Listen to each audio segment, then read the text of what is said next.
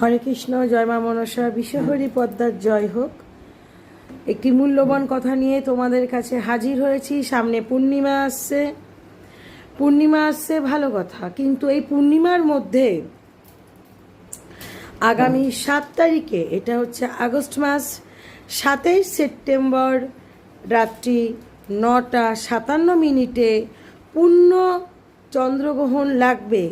ছাড়বে হচ্ছে গিয়ে রাত্রি 1:57, অর্থাৎ পূর্ণিমা লাগবে। পূর্ণিমা লাগার মধ্যে এই চন্দ্রগ্রহণটাও লাগবে।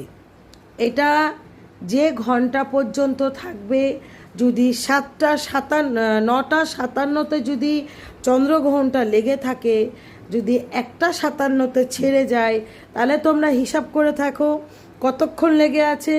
কিন্তু এই পূর্ণিমা চন্দ্রগ্রহণ মারাত্মক, মারণক্রিয়া, উচ্চাটন, বান, সমস্ত কিছু মারা যায়।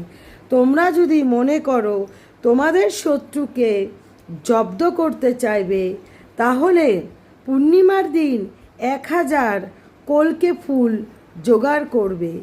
আর জোগাড় করবে যজ্ঞ করার তামার যে পাত্র, বেলকাঠ, সর্ষার তেল, ঠিক আছে?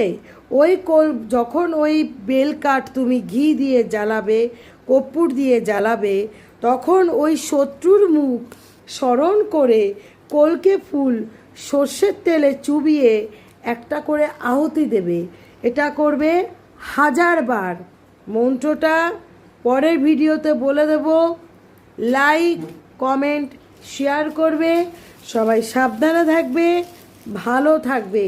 এই পূর্ণিমার মধ্যে চন্দ্রগ্রহণ ভালো না, মানুষকে শেষ করে দেয়। জয় শ্রীকৃষ্ণ, রাধা মাধব। সুস্থ থাকবে, ভালো থাকবে। আর আমি যদি বেঁচে থাকি, আমি আবারও ভিডিও করব, ঠিক আছে?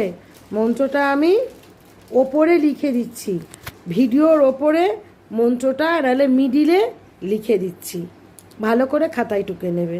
জয় শ্রীকৃষ্ণ, রাধা মাধব। সেদিন মাছ মাংস কিচ্ছু ঘরে আনবে না, বোঝাতে পারলাম?